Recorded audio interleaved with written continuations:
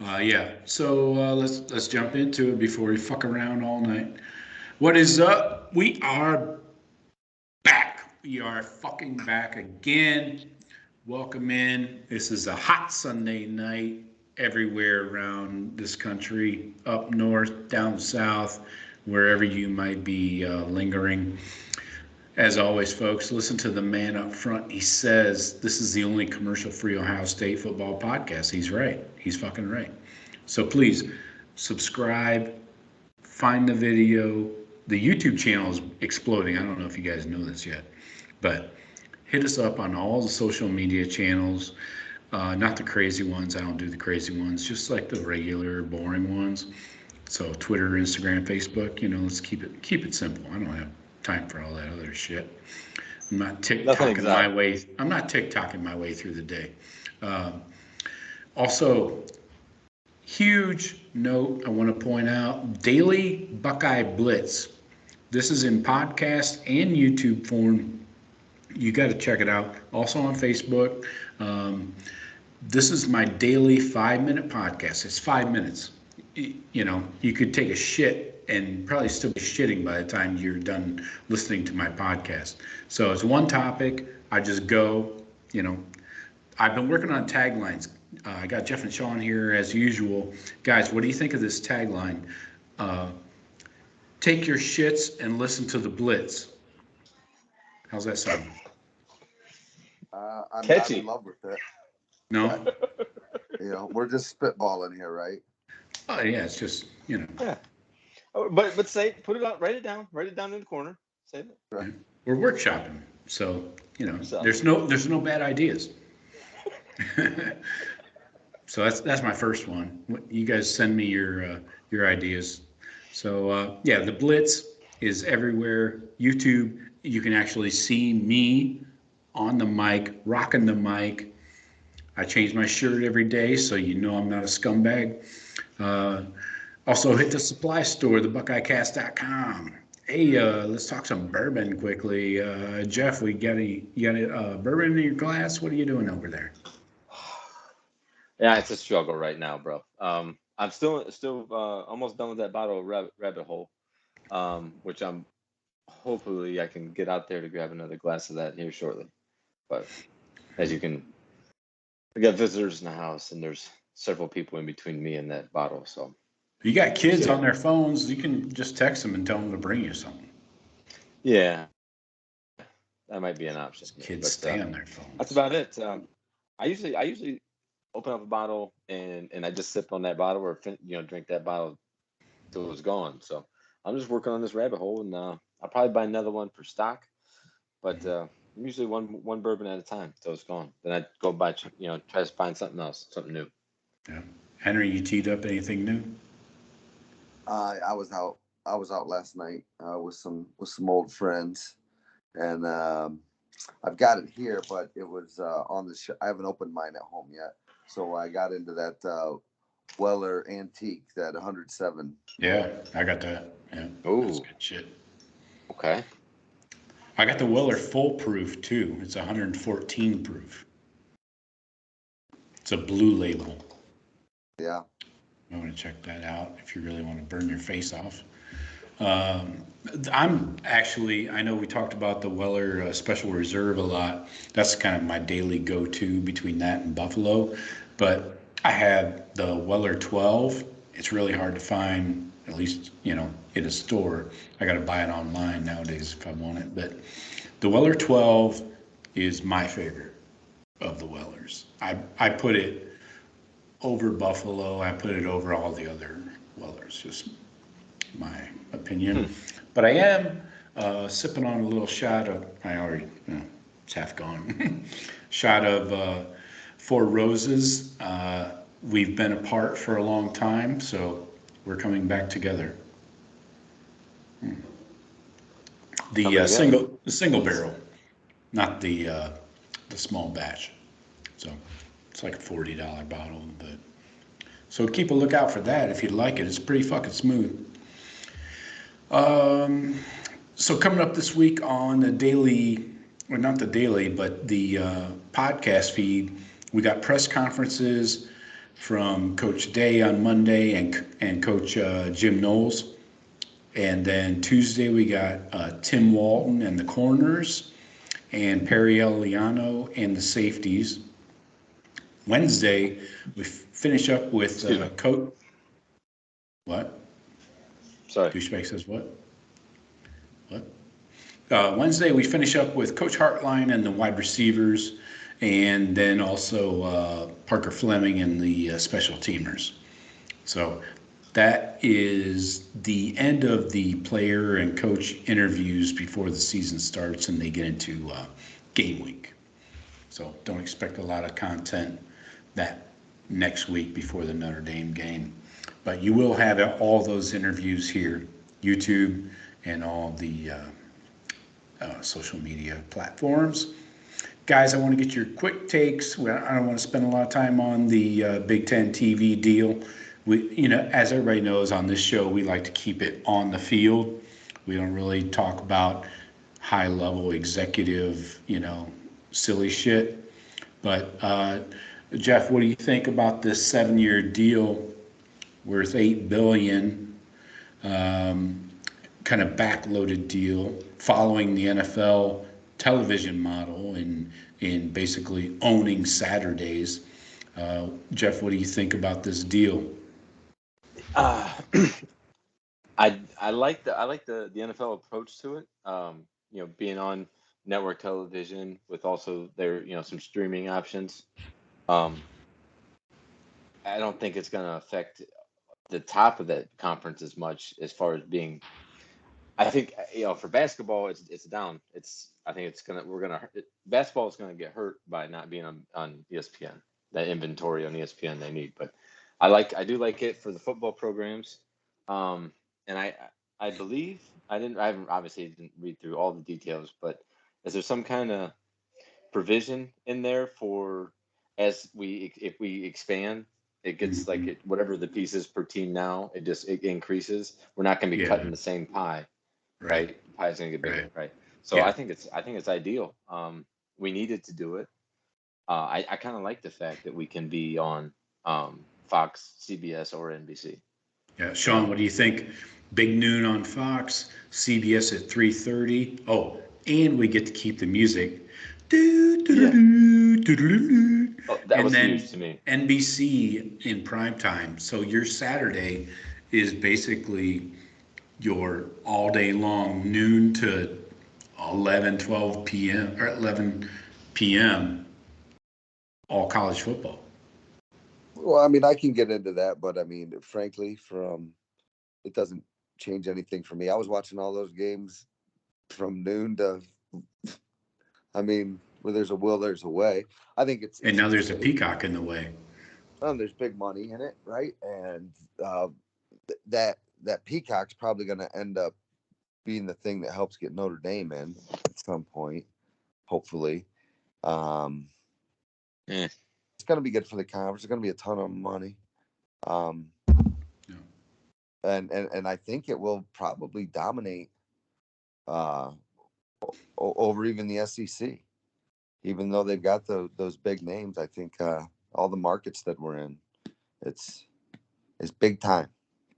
Big time. Does it blow you away that Notre Dame just agreed to a $60 million deal with NBC per year for their home games? Does that?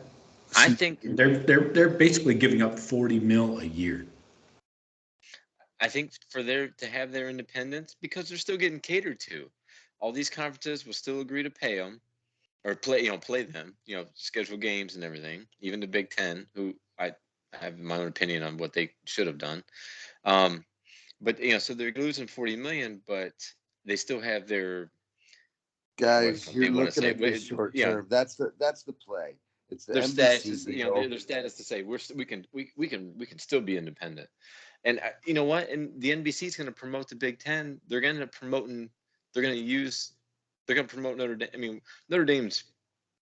I don't know. I think they got a really sweet deal. It's a leverage move. It's the end game. It's a long-term move. Yeah. It's going to be to, Notre Dame, if they're only getting $60 million and Northwestern's getting $100 million, You know, it's going to be a power play. Whoever the AD says, look, this just makes sense. They're going to rip up that contract and just bury that into and make it an adder. It'll be an Yeah, adder on the it'll fold it contract in. They'll going. fold it into the Big Ten deal. Yeah. Exactly. Yeah. And I think it's kind of, to me, that's writing on the wall. You're staring down. That's real money. Um, And now we're also dealing with, well, we're not, but somebody is dealing with those cocksuckers out in California and Gavin Newsom claiming that they need to fold in the UC entire state university system to this deal because UCLA is part of it. USC is private. UCLA is part of the UC state system. So now they want to get Cal Berkeley folded into it, you know. So you can't have odd numbers, obviously. So then the Big Ten is not done expanding. This is pretty freaking obvious. It might not happen tomorrow, but it might happen over the next year or two. I would think so. You don't think? Yeah, I think there's going to be more expansion. I believe so. But when you talk about Gavin Newsom, makes me want to just blow my head off. Oh, we don't course, live in that state. Of course, he wants So the schools bailed out. It doesn't matter what. I don't know. I don't want. Don't talk about the governors. I was get political. he wants Cal Berkeley to get folded into this addition because they're part of that public university system in California. So he feels like some are being left out. And don't forget, this is things people don't talk about. Don't forget that cocksucker that was our president, Michael Drake, is the president of the California university system. And I believe he at one point when he moved out of Ohio State, he went to Cal to be their president in Berkeley. So don't forget that cocksucker. And I think he is the reason that Urban Meyer retired. Sure. 100%, along with that board. So regardless, that's another rabbit hole we don't need to go down right now. So regardless, I think that's why these conversations are being had is because of that cocksucker Michael Drake in cahoots with Ding Dong Gavin Newsom. Yeah, I hope they fall down and knock their two front teeth out. Well, yeah, I don't think that's going to stop them from talking. So anyways, I think the Buckeyes, the Big Ten, Buckeyes, yeah. The Buckeyes and the rest of the Big Ten will go to a 10-game conference schedule. What do you think? I don't know Shawn? about that. You don't think? I mean, if we get to the point where 20 teams and there's 2 big conferences, then yeah, maybe I could see that, but I see that that's some years away. No, yeah, I agree. It's not going to happen tomorrow, and I don't care what the SEC is doing. They've been going the easy, cheap route on their scheduling for years. You know, Saban has actually been the only one pushing for a 9-game conference schedule in the SEC. You know, probably helps that he has the best team. You know, that's what I would do too. So I don't know. That's still. I mean, that's an extra game that it's a football game. Yeah, you know, but if you add regardless. garbage teams into that conference, I mean, you got your Vanderbilts and shit like that. I mean, yeah. Well, I mean, so do we. Exactly. Yeah. So, anyways, I don't want to dig too far deep into that right now tonight because our focus is on the offense. Too deep, right? Yeah, all that we're gonna have more of that's gonna come to light over the season and the next season. There's obviously not gonna be any more changes from this day for the rest of this season. So, in the off season, I think that expansion and changing the rules, all that kind of stuff, that'll all get addressed. But we're pretty much set, ready to go as is now. So divisions will be gone by next year, I'm sure. And good, they should be. And Gene said that conference games will be scheduled less than a year in advance. So those will be announced in October of the previous year. So next year's games will be announced this October, for example. So that's going to change things a lot when you eliminate divisions. You know, I know nobody wants to see Ohio State and Michigan back-to-back weeks, but that could have happened. There's been a lot of years where it deserved to happen. Mm-hmm. You know, I mean, Yeah, where the West 06, was. yeah. Yeah, you know, I mean, like like in 16 when we beat them, Mhm. and I mean, I think they would have deserved a rematch. You know how that game ended. 1 versus Yeah. 2 in 06. I mean, come on. 06, right? Yeah. So I mean, I don't think anybody should have. We clamored for it, like you said in 06, like, or we should play again. So I don't know. It needs to happen because you don't need a 3-loss team out of the West. Wisconsin. Take your pick of Wisconsin, Northwestern, Iowa. None of them have won. So The West has never won. If it's us and Penn State one year, then let's play Penn State again. If it's USC in 3 years, so then you get more of the East-West, so be it. But we just need the better teams. We just need the better games to play in case we are a 2-loss team playing another 2-loss team for the title. We have a shot at still getting in a playoff if we beat a 2-loss USC versus a 4-loss Iowa. Yeah. But yeah. Oh, Jeff, I want to get you caught up on our podcast last week where we did the team over-under win totals. Shawn and I were actually in lockstep on many of these picks, right, Shawn? I think so. I mean, especially Ohio State, Alabama, Clemson. Where we differed was Michigan over-unders. Shawn had the over at 9.5. I had the under at 9.5, but the same juice is minus 115. So the juice is important to remember when you're like, if we're giving real advice, which nobody should listen to. So this juice was the same on that Michigan one, but I went under just because I've had great success in the last 6 years going under. Looking at Michigan, I mean, look at what they have returning on offense. Their schedule is fucking dog piss. Yeah. So I would take the over. I would expect a 10-2, 11-1 when we play them. I'll give you their strength of schedule. I mean, that's how I kind of see it. Phil Steele has their strength of schedule at 50th in the country, and PFF has them 41st. Yeah, dog piss Willie. So you can't get much worse than that when you're in a Power 5 conference or a Big Ten. I mean, yeah, well, it's supposed to be. It's almost impossible to be that low. Yeah. Yeah, the second strongest conference. It's pretty much agreed that across the board we're number 2 to SEC. But yeah, they're having a 50th, strongest schedule.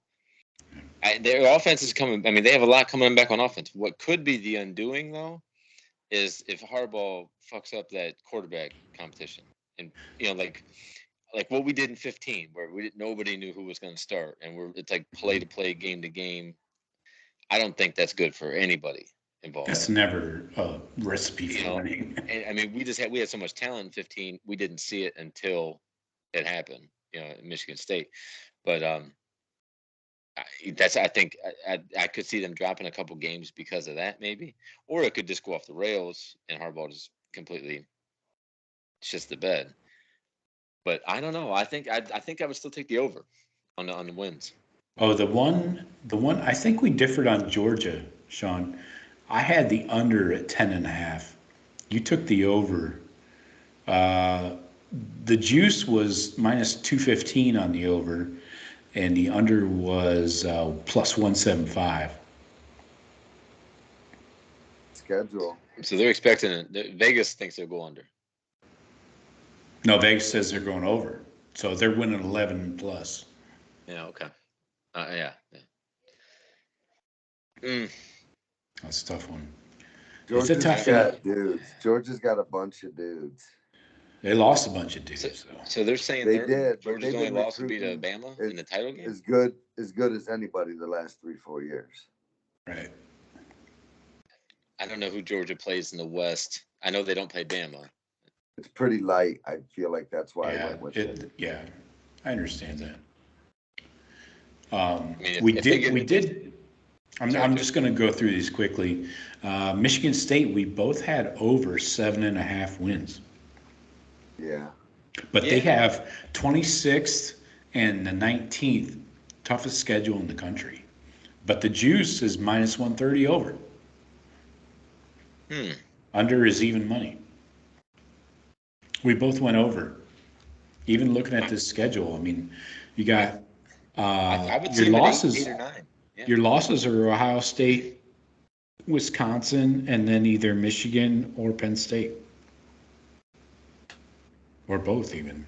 And you're still Yeah, I over mean, seven and and a of half. course, those teams without much depth. You think about injuries. They lose one injury to one of their key guys. Teams like Michigan State may have a decent starting 11, but I don't know how much depth they got. So whereas injuries, like if Ohio State loses a starter, we got a decent backup coming in. You might not have much fall off, overall production.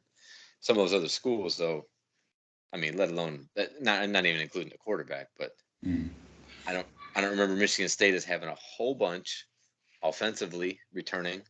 I know they got one Well, good they lost. receiver that I Yeah, they forget. lost Walker and the receiver, but they got Reed coming back, right? Yeah. So they got a for the conference. They have an above average Big Ten quarterback. So Yeah. which is a very thin position in the Big Ten overall, but they have one of the better ones. So they're gonna win a lot of games. I would think. Let me run through these quickly. We had under Oklahoma on 9.5 wins. Shawn, where do we land on Texas A&M? Did we go over or under 8.5? I didn't write I it don't down. have it in front of me.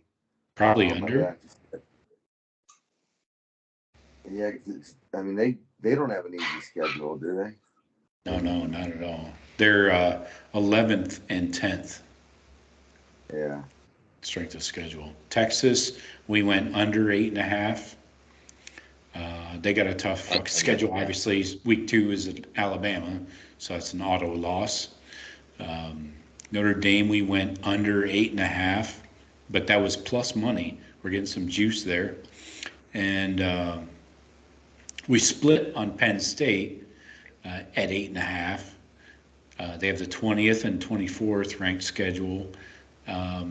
The juice on the under was minus 135. I took that. Shawn took the plus 105 on the over 8.5. Penn State, Yeah, Penn State I going think to Franklin will have he's got dudes too. I think Franklin will put together a decent team. I think they'll be world beaters. What's name's been there for forever, like Clifford. But the O-line, dude, that's why I went under. They got Auburn at home, or they're playing at Auburn. At Auburn. They're on the plane this year. Yeah. They still got Joey Porter. But yeah, Sean Clifford, I mean, he's in his 30th year, so he'll be fine. You got running backs. You got running backs on that team. Do they? A couple of them transferred out. I know that Deion Kane, I think his name is. He transferred out to SEC school. I think their defense. I think they're going to be kind of carried by the defense. Their front seven's nothing, man. It's trash. Yeah. They got no pressure on a quarterback. So you took the under on the win total? I did, yeah. 8.5. I think they got they're at Purdue week 1. That's going to be a huge challenge. At Auburn, at Michigan. They are home against us, obviously, and then finish up the season at Michigan State. I see 5 losses. Okay. 4 losses, best case scenario. That's still the under. Yeah, you might see an 8-4. 8-4 Wisconsin, sounds about right. Maybe. Wisconsin, we went over 8.5, and that was how Vegas had it laid out. They got the 36th and the 30th schedule. USC, we both went over 9.5. because of their garbage strength of schedule out in the pack, whatever they are, 10 to 12. They're 49th and 53rd strength of schedule. Utah, we split on. They're 55th and 61st strength of schedule. Shawn went over 9. I went under 9. This was an even niner. Utah has the potential to make the playoffs. Sure. Yeah, I see that too. I think 9-3 sounds right though. 9-3 sounds right for Utah. But hitting the number is a push. So Yeah, you need 10 or 8. See, They a go school at Florida week 1, so keep that in mind. Those boys coming down to the swamp. Yeah, that 9, that's probably a number I'd probably stay away from that because I mean I think there could be a number like there could be like 5 plays total that determine 8 wins versus 11 wins. It seems like with them, like I think it's that close. Like they can play. They got a bunch of guys returning. They can score points. They got an experienced quarterback. Yeah, I would stay away from that number. That 9's tricky because that really where I would. That's my lock of the year. Fucking Utah over. At Florida. We're gonna find out real quick if they go down there and Florida. At Oregon. They consistently lose USC. a bullshit game though early in the season that is like mind-boggling. Like San Diego State. By. They'll lose to San Diego State again. There you go. Right. A team like that. That's like a game that they would just lose by like 3 touchdowns. You're like, how the fuck Stanford. did that happen? Because then they'll steamroll Oregon and everybody else, and Yeah. All right, so let's get into this offense too deep for the Buckeyes before we stray too far down rabbit road. I'm going to lay out who I got. You guys tell me where you're wrong. So let's go. Let's start with the most important position on the fucking field. Tight end. Just kidding. Thought I was serious. Offense, 2 deep. Quarterback, C.J. Stroud, obviously. Kyle McCord backing him up. Doesn't seem to be much of a debate, right? yeah. I don't think so. I mean, you've got Devin Brown. It could at some point, like next year, pass McCord, but I think with McCord's extra year in the system, it'd be real tough. Well, I think that QB competition for next year's starter starts now between McCord and Brown. Oh yeah, I mean certainly, but I think right now they'd be more comfortable with if something happened to Stroud, McCord's going to be the guy going in there. Oh, without a doubt. I don't think there's any question about that. Only second-year guy though. Keep that in mind when we're talking about Kyle McCord. I know we've been talking about him forever, but he only came in last year. So he was an early enrollee though. Sure, I'm not denying that. I mean, he got through 2 springs. Mm-hmm. So, yeah, but there's no question. I mean, next year, obviously, they're both working for the fight next year. But yeah, I'm excited. When Stroud goes down, there's no debate if the McCord's coming in. Everybody knows that McCord will be coming in if Stroud comes out. Right. I'm excited to see that quarterback battle. I think those are 2 dudes. We're probably going to lose one of them because then you got Raiola coming up behind. Yeah. And you got what's his name? We think we do. Glenn. Yeah. Yeah. So yeah. Running back. I believe that too. I believe that too, though. That the loser of that quarterback battle next year leaves, and maybe after spring. Yeah. Running back. This is pretty obvious too. I mean, Travion, Mayan, but now with the injury to Evan Pryor, Dallin Hayden is going to take on more of a role. You know, not necessarily. I know. Not necessarily the snaps that Evan Pryor was going to get, but we will see Dallin Hayden sooner than we expected, right? Sure. Certainly. I was actually expecting prior to kind of wow us a little bit this year. I think he can be exciting. Everything I'd heard about him through the interwebs and stuff was kid was looking good. So yeah, that sucks. And that was like, oh, that filled out that room just perfectly. Now, this Alan Hayden. Let's see. All right, man, it's you now. Let's go. And again, it's another thin room. Much like the quarterback room. One guy goes down with heaven forbid, another injury. You're looking at just two guys on scholarship. Yeah. Marcus Crowley is out still, and then I don't want to hear people talking about moving Steele or Chip Trainum back to fucking running back. No, of course. I've heard people speculate. I'm like, shut the fuck up. Yeah. Hey, Steele Chambers, and we know you're starting at linebacker, but you want to come back and be the third running back?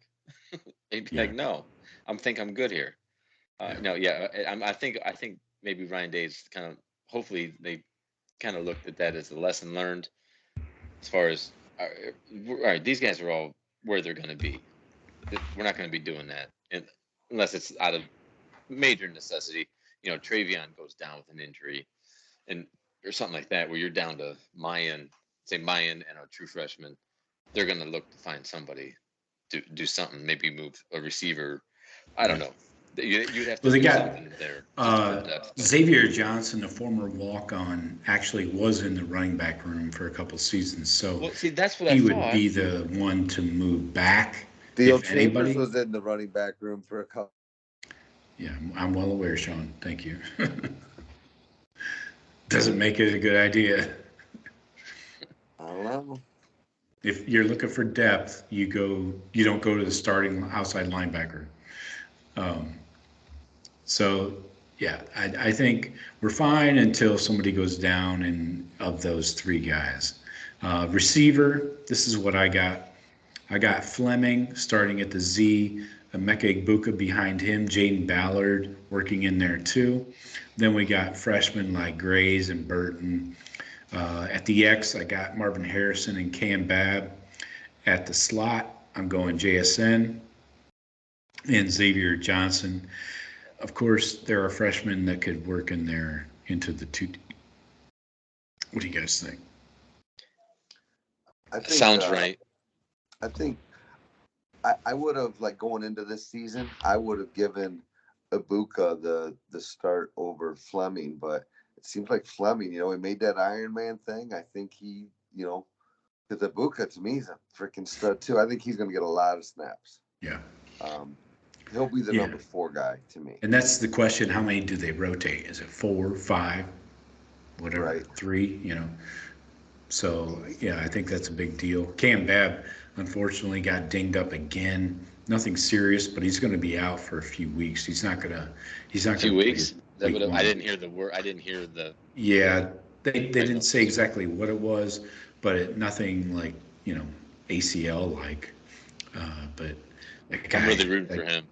Of course, everybody is. I mean, can we just see him catch a touchdown in Ohio Stadium? That's all I want to see. Dude, that would mean probably. I mean, that you want to get a key touchdown, like not just like some garbage pick. It's going to be big for the crowd anyways. But if he does something like in crunch time in Ohio Stadium, holy shit, that place would lose it. Yeah, hopefully he gonna, they can just get him back, because nothing's expected from him. He was just a luxury, really. If we got a healthy Cam Babb, we'll just throw him in there. But there's no part of the offense that was leaning on his production. So let him, make sure he's get healthy. We don't need to rush him back. Hopefully we can get some production out of him for his sake too. So I was going to say, I would think he would be, if he stayed healthy, I would expect him, from what I've heard the coaches talking, like he would be in a rotation this year. They like he's earned it. Obviously health permitting. Mm-hmm. Exactly. But I think you're right. I think in that starting lineup, we might start the first play of the game with double tight ends.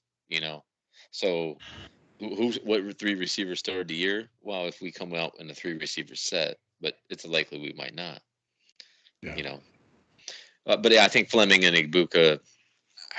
You know, I'd like to say Fleming's earned it because he stayed healthy and he's just shown that he's that good. He's probably a better blocker, if I had to guess, which I know is real big I in that can't wait to offense. see him. I mean, I'm excited for him. I've always was pumped right when we first got him, and he's been sitting there dinged up and never quite able to get over that hump. 4 ACLs, man. Fuck you. I had one, and I will never get that done again. Fuck that shit. As I talked about it on the Daily Blitz a few days ago. No, not doing that. All right, let's get to tight ends. We got Cade Stover, the Iron Buckeye, and then we got Rossi. Rossi, you are nothing but a whore! I had to throw that in there. And then Joe Royer, obviously.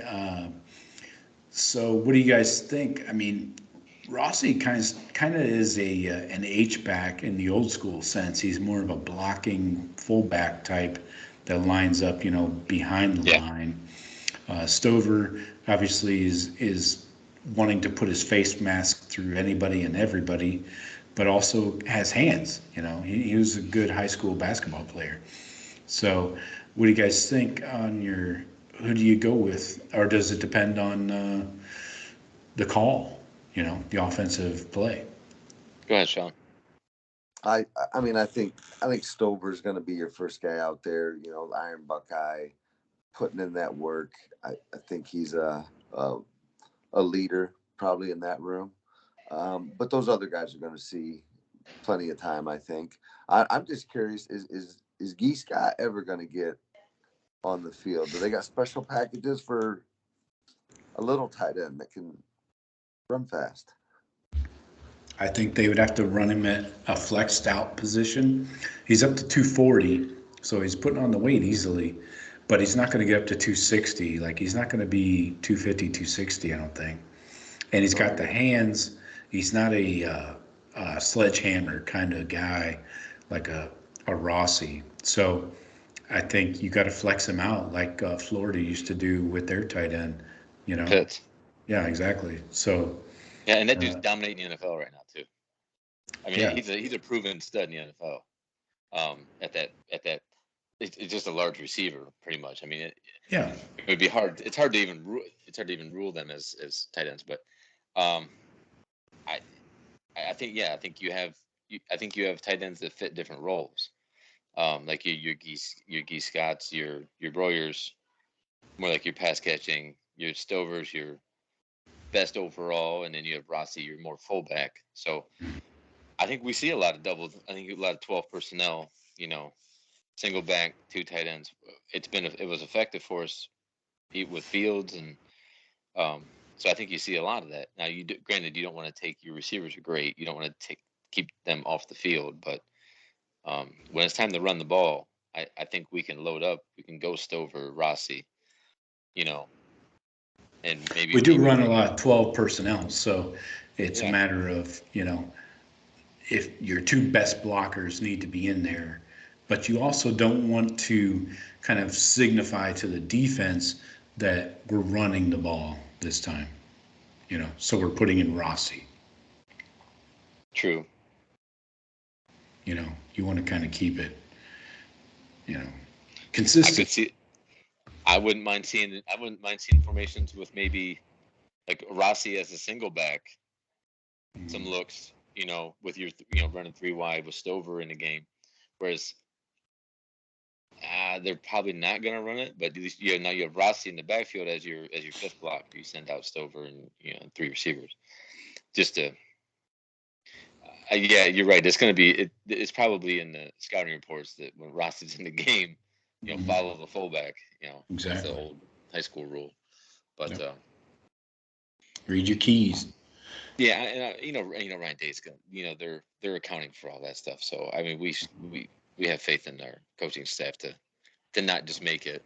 Well, when Rossi's in the game, we run the ball, power.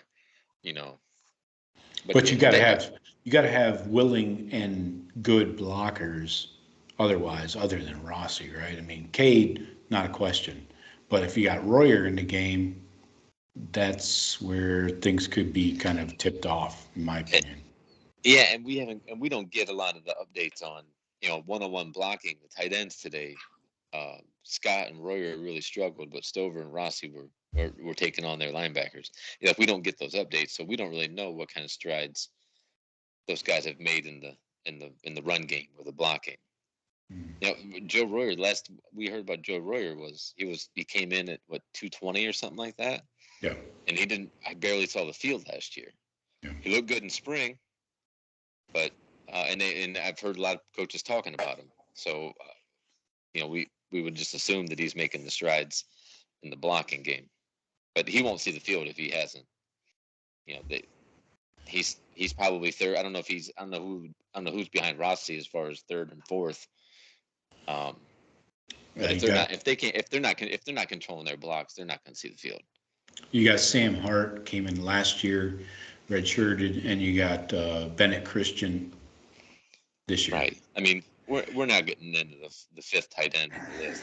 We won't see it outside of cleanup time. Yeah. But there could be a lot of that too. There could be second halves where we see a lot these guys playing, 30, 40 plays or 20, 30 plays. So I think everybody's going to get a lot of playing time. But I think they're going to keep their rotation kind of a little bit tighter as much as they can. All right, so let's go to the offensive line. I'm going to give you starter and second string at each position, okay? We'll start with left tackle, Paris Johnson, starter. Josh Fryer, backup. Left guard, Donovan Jackson, starter. Enoch Vamahi, backup. Center, Luke Whippler, starter. Jacob James, backup. Right guard, Matt Jones, starter. Backup, Trey LaRue. Right tackle, DeJuan Jones, backup, Zen Mahalski. Where do you want to start there? I think you might have the. It's basically going to be those dudes. Josh Fryer, I see being a sixth man, like your swing man, so he could maybe fit in. He's in his third year, so he could maybe move to guard if you had to. But who do you think would be that? Josh Fryer. Yeah. See, I would have thought Vamahi would be a. Yeah, he's a fourth-year guy, but I've never heard of him talking or working outside of the guards. He's never worked outside of guard position. He's never worked at tackle or center. So, but Fryer's a big dude, 6'6". I mean, third-year sophomore. Jacob James, third-year sophomore. Trey LaRue, third-year sophomore. Zen Mahalski's the guy that's really made strides in this camp anyway. At 6'7", 305, he's a redshirt freshman, backing up DeWand at right tackle. So I think Fryer's experience and his flexibility allows him to kind of plug in at any of the four positions other than center. Jacob James seems to be the only one working solely at center. Okay. They have talked about Matt Jones possibly filling in there, but then you got to reshuffle the whole fucking lineup. And we know how that went last year. Good idea in theory. Put your five best out there. But I do kind of like the fact that we're training left guards, we're training right tackles. I think our starting five could be one of the best in the country if they, hopefully they stay healthy. We've been pretty good or pretty fortunate, I guess maybe the word, with offensive line health. I know they're struggled through some stuff last year, but overall we've had over the years we've had pretty good health in the line. I hope that continues. That was a 4-tackle system we were trying to run. We were shoehorning 2 tackles into guard positions that didn't exactly work out well. Like I said, I feel much better about having the 2 guards we have because I think they're both outstanding. Both highly recruited. I mean, but I think they're both, proven players. We don't know anything about any of those guys really. Josh Pryor, we've heard about, but we haven't seen any of those five play. Unfortunately, Other than, Ryan behind Day checking feels the them. same way. In So- camp, he said this as much. He said he's concerned about the O-line depth, Yeah. as we all should be. Yeah. So hopefully, if those five can stay healthy, relatively healthy, where we don't lose them for long periods, I think we could have one of the best lines in the country. I agree. But yeah, that depth. Starters, yeah. And they might be great. I mean, they might be showing all kinds of shit in practice that we don't hear. But still, when you've never seen the guys on the field, you can't really have any faith in them. Yeah. Shawn, do you have depth concerns at any one position? Obviously the quarterback. If you lose your Heisman quarterback, I mean, but I really like our depth. But it's still, I mean, you're going from a Heisman guy to who knows. So What about the O-line? Yeah, definitely. I don't know. I think a couple of those backups, if a guy or two goes down, I think we're good. Okay. I don't know who that'll be, but whether it's Josh Fryer or Mahi or those guys have been in that system for 3 years now. Because it's a new line coach, so I'm not too worried about it. Again, maybe I'm just spoiled because our O-line has been pretty healthy through the years. Yeah. Okay. So obviously I'm not worried about it at receiver. We're almost as deep as Michigan, Oh, well, then we must be okay. That's Desmond. Yeah. Yeah, Jeff, last week we touched on Desmond's comments about clown show. Michigan having the deepest wide receiver room in the country. Perhaps you heard it. Yeah. Oh, yeah. I hope our DBs heard that. Yeah. If you needed more motivation, turn on ESPN. It kind of goes for everybody, No thanks. But, yeah. Rather puke in a bucket. Yeah, I really don't mind us not being on ESPN anymore. I really don't. I'm totally okay with that. Versus 3 other networks, yeah, it seems like a win, right? Yeah. So I don't want to hear Desmond and David Pollock. I'm cool with not ever hearing those two on Saturday. But we won't have fucking game day showing up to the stadium and the old 85-year-old man putting on headgear. Yeah. Well, yeah. Darn. I don't really watch game day too much anymore anyway, so it's been years. Not in Columbus, it'll be okay. Yeah. And we got our guy Herb back on the Big Noon. Big Noon. Is he back on? Yeah. Hell yeah. Yeah. He'll be back in bars in the Columbus area doing checkups. Yep. On young girls. It's almost too soon for me. Is it? I don't. You're not ready to see that again? I feel a little weird about it. If I see him in a Columbus area bar, that if I ever go back, yeah, I'll be very concerned. But I will be rolling tape, just in case. I want to ask you guys a question very off topic, Jeff, especially you. Shawn and I briefly touched on it as we're winding down here and getting ready to close it out. Jeff, if you were to subscribe to an Ohio State football service, what would you expect? Like a website, for example, like I'm thinking about offering subscription services to our loyal listeners where they would get more content and things like that. So a couple of my ideas were like a group text where like we can all, text during the game, after the game, randomly, whatever. Would that turn you on? Or what do you think about, what was my other idea, Shawn? Oh boy. The betting video. I would do my 10 best bets of the week, like a produced video with graphics and stuff. What would Okay. you expect if you were to pay, say, $7.99 a month? I would do two levels, maybe $7.99 and $14.99 or something like that. What are things you would look for? Uh, I'm not going to Inside- do no message boards. Message boards are a obviously, nightmare. yeah. I mean, really, what I look for, if I look, some of those other more famous Buckeye sites, I want inside information. I want like up to date recruiting visits, status from those, maybe some quotes from Pantone, that kind of stuff. How visits went. Let me, so we know who's in town for what games. So recruiting's and- important to you. Okay. Yeah, and like any inside information, Okay. assistant coaches quotes, and how are the younger kids progressing?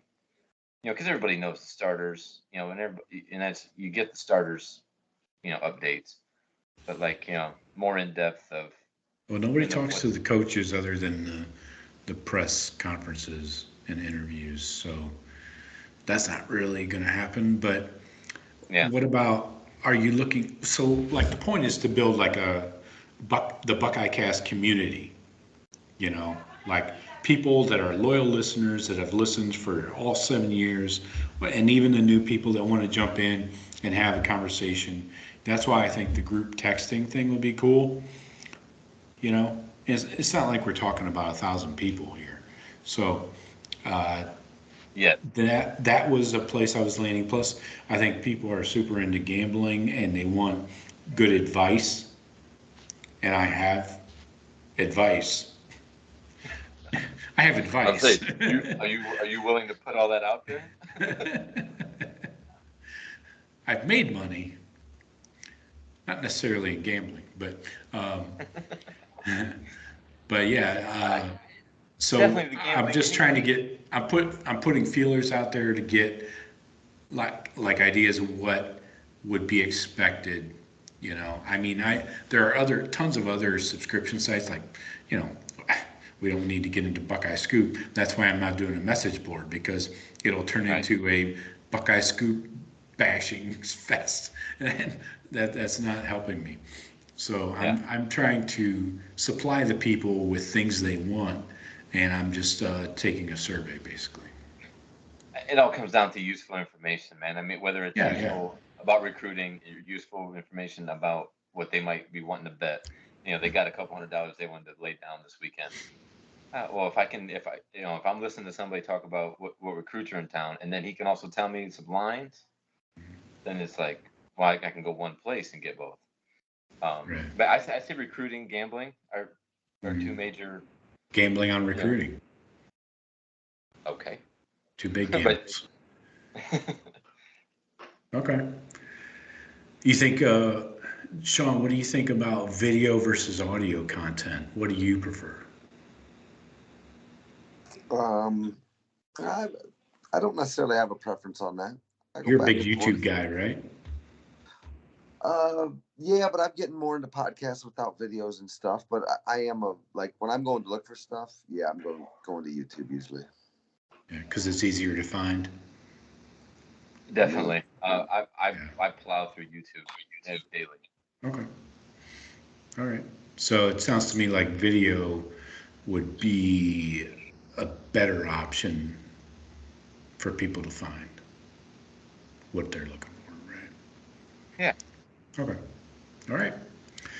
That's all the questions I had. No further questioning. Anything else you guys want to cover tonight? Upcoming podcasts we have this month. Guess what? Next week is pregame. We're getting ready for the fucking Notre Dame game next Sunday night. Oh, and we probably should do a defense too deep. So. That's where there's more questions, I think. Yep. Plenty But also, questions. I thought you had me excited, dude. I thought you were going to mailbag questions. I thought you said those were coming back. Yeah, they will. I just have to write them. I have to write the questions. I have to make them up. Uh, we don't get a lot of questions because most people hear what they want to hear straight out of our mouths without being prompted, I think. Or not. Who knows? So anyway, yeah, we can bring back the mailbag next week. I mean, that should be a short show. We'll go defense too deep, Notre Dame pregame. We'll also outline all the big games in week one, which are probably two. And then we'll talk mailbag. Yeah, so What listeners, time you want to get questions started? in. Like about 5 p.m.? How's that sound? I didn't think so. Yeah. Send your questions in, listeners. Give us Yeah. some good ones. Yeah, we always put the call out there. So that's all I have for tonight. You guys have anything else you need to talk about? I'm good, brother. I'm just getting geared up for the season here. Yeah. I have a lot more to talk about next week when we really get into Notre Dame and stuff. No goddamn traitors in that coaching staff. Is there any other good week one games? I don't think there are. I mean, you got week 0, Utah, whatever the fuck that means. Isn't Utah, Florida first week? Or is that second? That's first. Yeah, that's first week. But then Texas, Alabama is week 2. I should before I double check. Miami Hurricanes, are they going to College Station this year? Hurricanes at A&M? Oh, I hadn't heard I that. heard that. A&M's Miami's traveling somewhere. I think to an SEC school. I mean, I should check that before I just said it, but. Yeah, I don't know. Not week 1, I know that. So I'm kind of interested in the Hurricanes. They got a really good quarterback. Tate Martell's not their quarterback anymore, dude. Yeah, I know. That's why there's reason for them to be excited right now. Yes, you got Miami Nebraska at at Northwestern in Dublin. Yeah. Okay. Yeah, Miami plays at A&M September 17th. Okay. So that's week 3. Oh. So never mind. I don't know if it was week 1 or 3. Shawn, what do you think about Penn State at Purdue on a Thursday? Week 1. Let's go. That's another game. That's another game where the two teams could go in different directions if it doesn't go well for Penn State. Yeah, those Thursday night league games. I mean, look, we traveled to Minnesota last year, and Minnesota played their asses off. So, you said are they at West Lafayette? Because that's a dangerous spot for Penn State, I think, if they're playing at Purdue Thursday night. Yeah, they are. Yeah, that could be close. Well, I'd like to see what the spread is for that.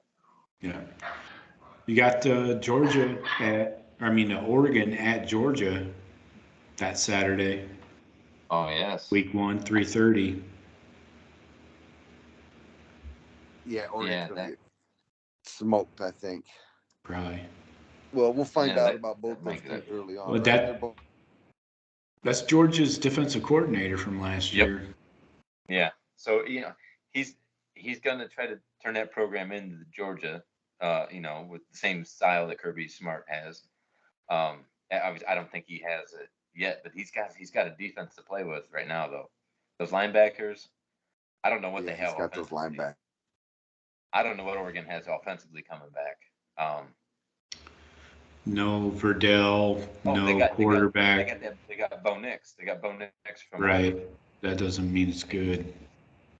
No, but he can run their offense. I don't know. I wouldn't expect them to win, but probably play some inspired football. We'll see how good. It'll be a good test to see where George is at, and if they can go out and manhandle Oregon or if they struggle with Oregon. With their power run game. So it'll be a good game. I think it'll be a decent game to watch. Georgia should control it, though. That first weekend has a ton of night games. They're all trash.